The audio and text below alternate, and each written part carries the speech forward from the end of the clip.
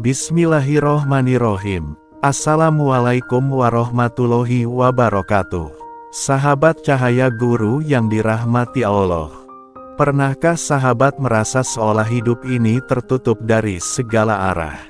Usaha stagnan, penghasilan tak bertambah, kebutuhan makin tinggi, tapi rezeki seakan enggan mendekat.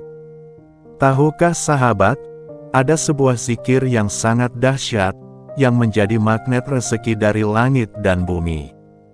Inilah zikir yang menjadi amalan para wali dan orang-orang soleh yang tak pernah putus rezekinya. Yaitu zikir, Ya Fatah, Ya Rozak. Mari kita bahas secara mendalam tentang kekuatan zikir ini, bagaimana mengamalkannya, dan bagaimana kisah nyata orang-orang yang sudah merasakan kedahsyatannya. Sahabat, mari kita kenali dulu arti dari dua nama agung Allah ini. Ya Fatah, artinya, yang maha membuka. Allah adalah zat yang membuka semua pintu, pintu rezeki, pintu kemudahan, pintu kebahagiaan, pintu keberhasilan, bahkan pintu hati manusia. Tak ada yang mampu menutup jika Allah sudah membuka. Ya Rozak, artinya, yang maha pemberi rezeki. Allah bukan hanya memberi rezeki, tapi terus-menerus mencurahkan rezeki pada setiap makhluknya, tanpa henti, tanpa salah alamat. Dua Asmaul Husna ini jika digabungkan dalam zikir, ibarat kunci dan pintu. Yang satu membuka, yang satu mengalirkan rezeki. Subhanallah. Berikut beberapa keutamaan yang bisa sahabat rasakan bila mengamalkan zikir ini secara istiqomah. Membuka pintu rezeki dari arah yang tak disangka-sangka. Allah akan mengirimkan rezeki yang bahkan tak pernah kita bayangkan. Bisa dari teman lama, dari ide bisnis kecil, atau dari jalan yang sangat ajaib. Melapangkan segala urusan dunia dan akhirat. Segala yang sulit menjadi mudah. Urusan yang rumit Allah sederhanakan. Mengundang keberkahan dalam pekerjaan dan usaha. Rezeki sedikit tapi mencukupi.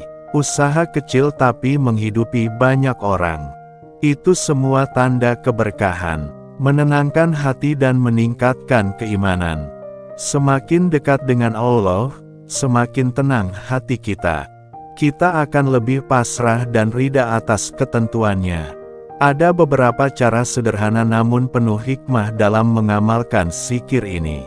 Setelah sholat fardu, ucapkan, Ya Fatah Ya Rozak, sebanyak 100 kali dengan hati yang khusyuk dan yakin. Jangan terburu-buru, nikmati setiap lantunan nama Allah ini. Setelah subuh setiap pagi, bacalah 313 kali secara rutin. Waktu pagi adalah saat paling mustajab untuk memulai hari dengan zikir. Dalam kondisi sempit atau butuh pertolongan Allah, ucapkan zikir ini sebanyak-banyaknya. Bacalah sambil meneteskan air mata, luapkan harapan pada Allah. Bisa disertai doa seperti, Ya Allah Ya Fatah Ya Rozak, bukakanlah pintu-pintu rezekimu untukku, berikanlah kelapangan dalam hidupku, dan cukupkanlah aku dengan karuniamu. Sahabat, izinkan saya ceritakan kisah seorang pedagang kecil yang awalnya hidup pas-pasan. Usahanya sering rugi, utang menumpuk, dan sering menangis dalam sujudnya. Sampai pada suatu malam, ia mendengar ceramah tentang zikir Ya Fatah Ya Rozak. Ia mulai mengamalkannya, awalnya hanya 100 kali setiap selesai sholat. Lama-lama bertambah menjadi 313 kali di waktu pagi. Ia tidak hanya berzikir dengan lisan, tapi juga dengan hati yang penuh harap dan keyakinan. Beberapa minggu kemudian, usahanya mulai menunjukkan perubahan. Dagangannya laku keras, pembeli berdatangan tanpa promosi besar. Bahkan ada investor yang tertarik untuk bermitra. Dalam waktu kurang dari setahun, utangnya lunas dan dia bisa membeli rumah sederhana. Saat ditanya rahasianya, jawabnya sederhana, "Saya hanya minta dibukakan pintu oleh pemilik segala pintu." Sahabat, setiap kita punya pintu rezeki. Tapi terkadang, pintu itu tertutup rapat karena dosa, karena kurangnya ikhtiar, atau karena belum waktunya. Namun, jangan pernah berhenti berharap. Jangan pernah putus dari rahmat Allah. Teruslah berzikir. Ucapkan ya Fatah ya Rozak setiap hari. Niatkan untuk mendekat kepada Allah, bukan sekadar mengejar dunia.